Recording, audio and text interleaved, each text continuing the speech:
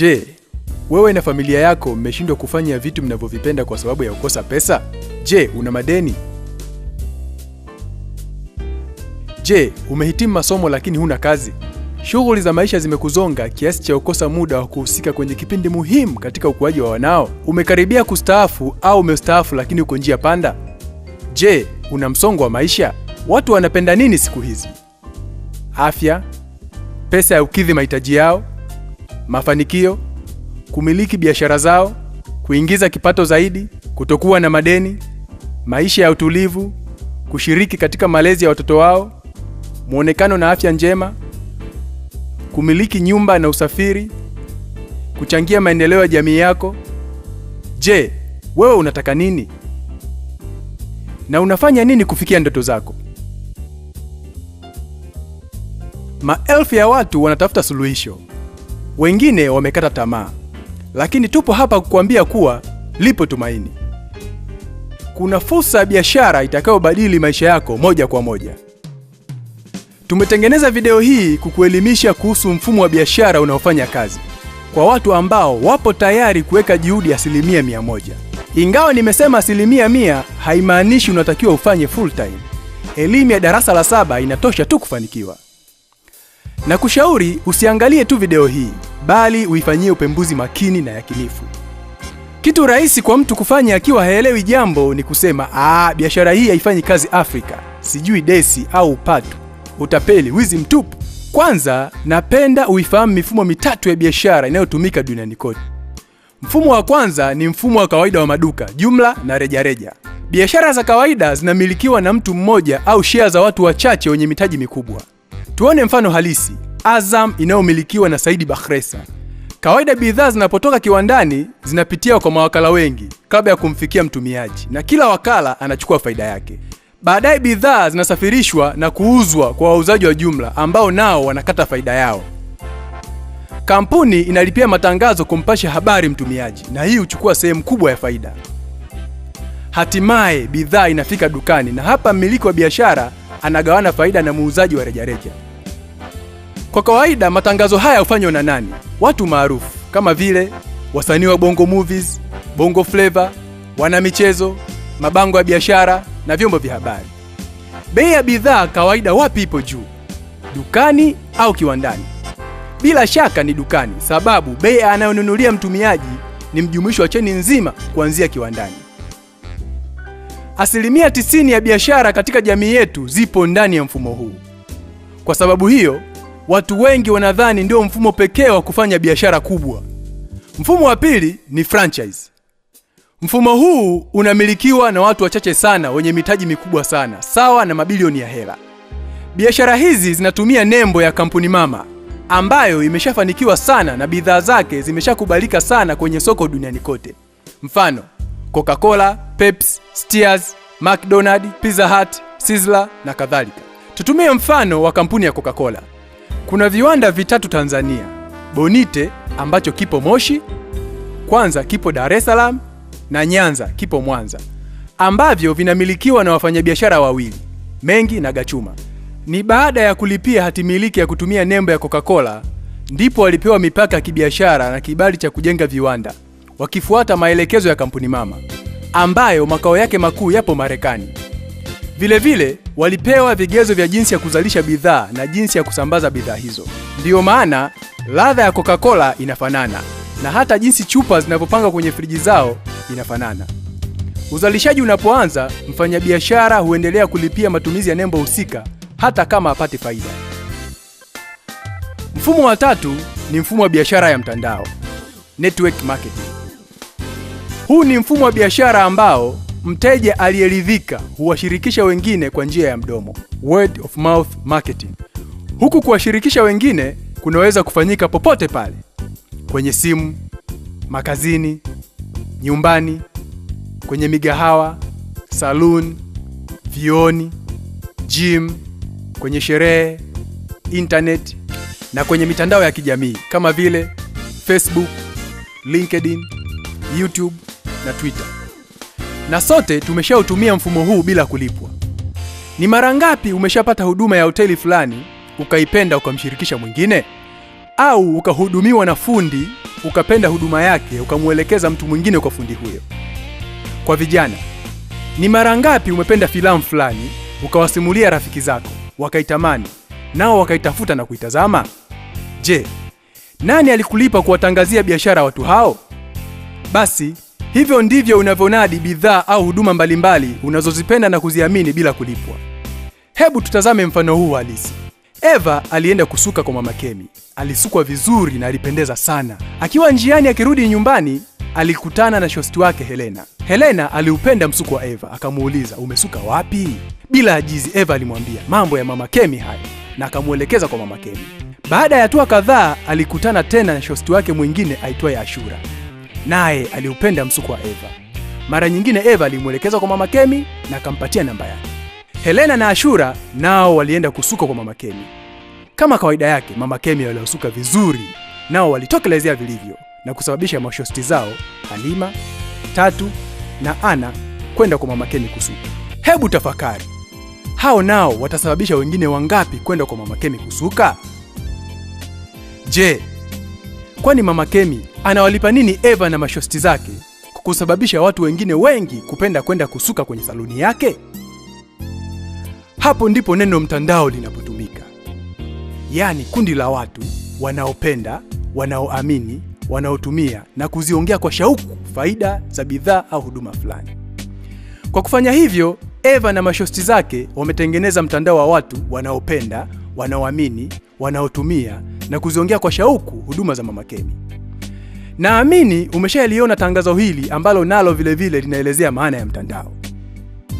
Nini tofauti kati ya biashara za kawaida na biashara ya mtandao? Kama tulivyoona hapo awali, katika biashara za kawaida bidhaa zinapotoka kiwandani zinapitia kwa mawakala wengi kabla ya kumfikia mtumiaji. Baadaye bidhaa zinasafirishwa na kuuzwa kwa wauzaji wa jumla. Kampuni inalipia matangazo kumpasha habari mtumiaji, na hii huchukua sehemu kubwa ya faida. Hatimaye bidhaa inafika dukani kwa wauzaji wa rejareja. Bei ya bidhaa anayonunulia mtumiaji ni mjumuisho wa chaini nzima kuanzia kiwandani. Biashara ya mtandao imeondoa watu wote wakati.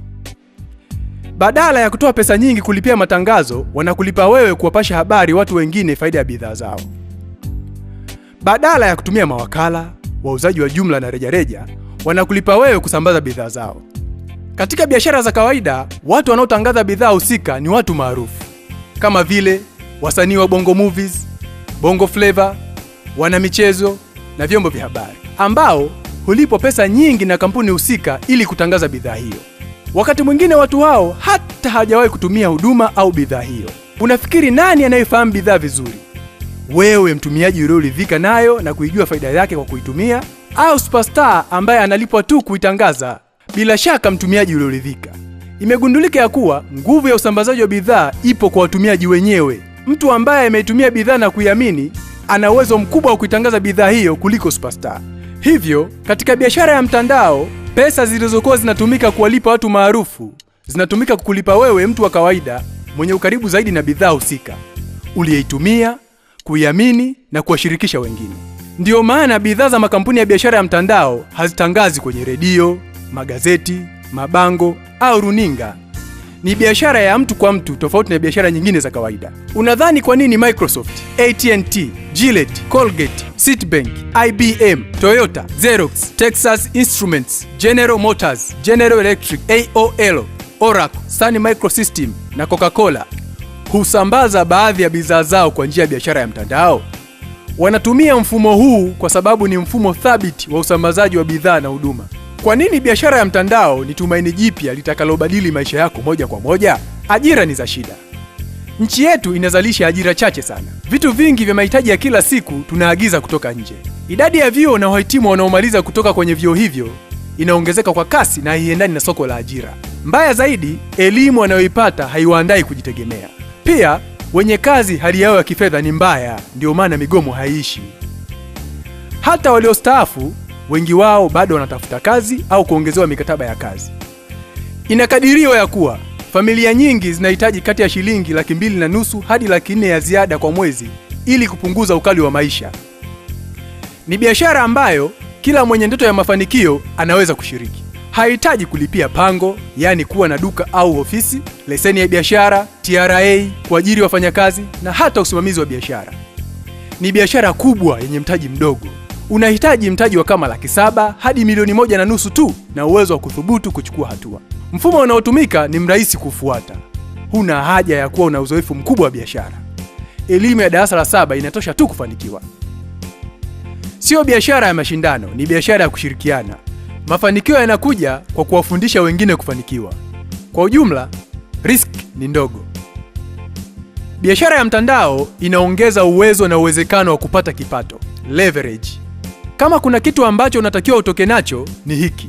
Biashara ya mtandao ina uwezo wa kumfanya mtu wa kawaida kutengeneza kipato kikubwa kwa kupunguza muda, nguvu na gharama, ambavyo kama angetumia njia ya kawaida ya kupata kipato ingekuwa ndoto kukipata. Kila mtu ana masaa 24 kwa siku.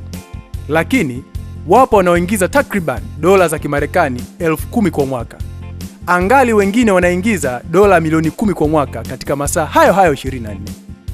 Muda mrefu kabisa unaweza kufanya kazi ni masaa mangapi?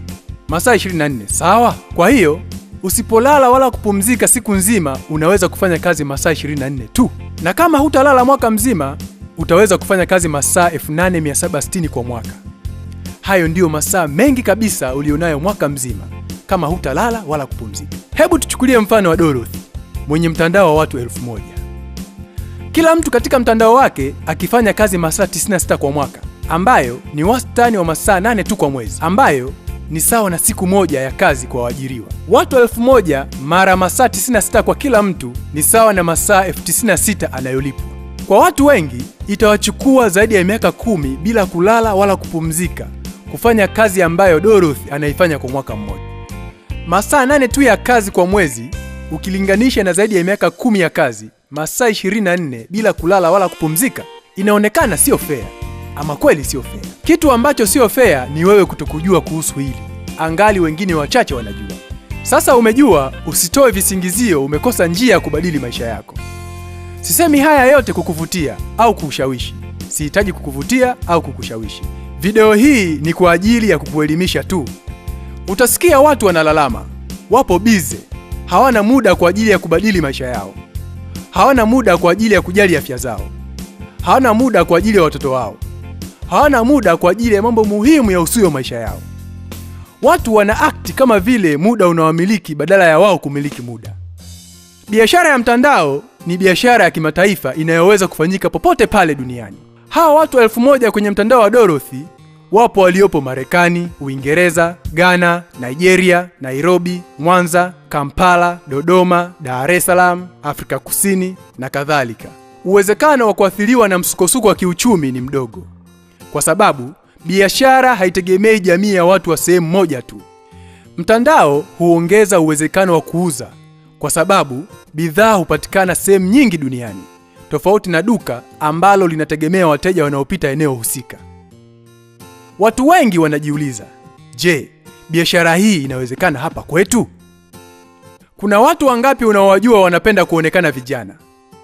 Kuna watu wangapi unawajua wakipata $400,000 au zaidi juu ya mshahara wao itapunguza ukali wa maisha?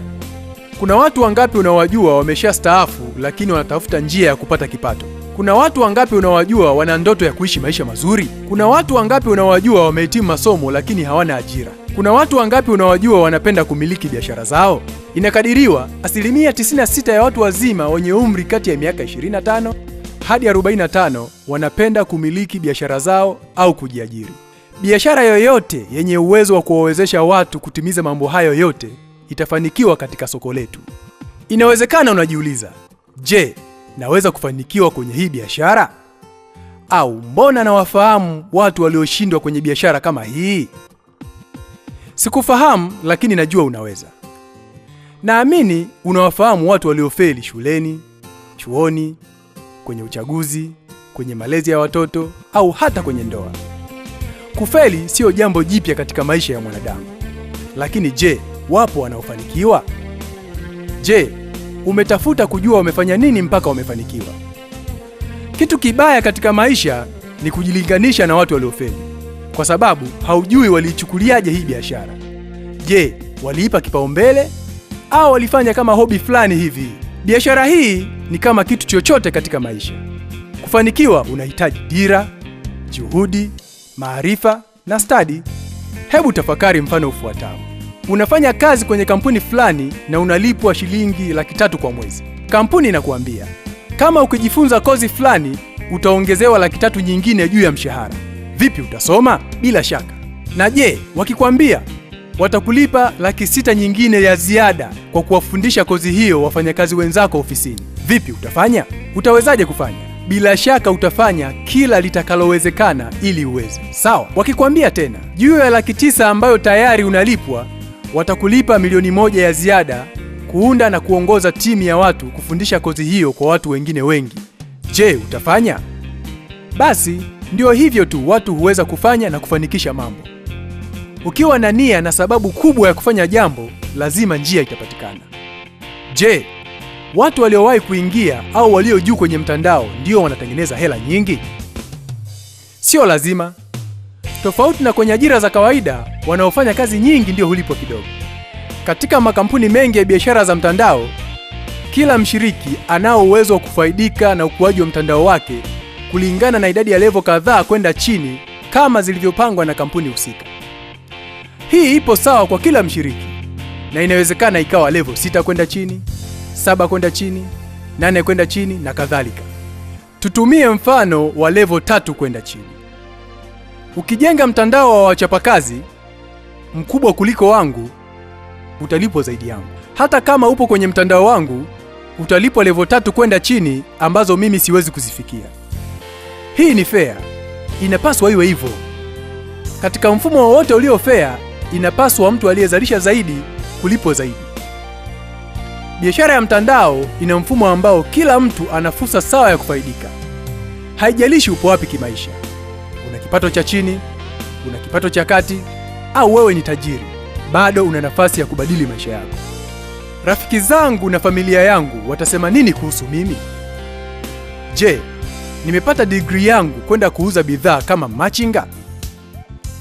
Inafahamika ya kuwa kati ya watu 10, 9 hawapendi kuwa wa machinga. Mafanikio katika biashara ya mtandao huletwa zaidi na kujifunza na kuwafundisha wengine kujenga mtandao kuliko kuuza. Ni biashara ya mahusiano. Ukielewa nguvu ya kuwafundisha na kuwawezesha wengine kufanikiwa, hakika mafanikio ni yako. Hebu fikiria kuhusu nyumba ya ndoto yako, trip unayotamani kwenda wewe na familia yako, maisha ya sasa na ya baadaye ya wanao. Haijalishi ukubwa wa ndoto yako au matamanio yoyote yaliyopo moyoni mwako, biashara ya mtandao inaweza kukutimizia haya na zaidi.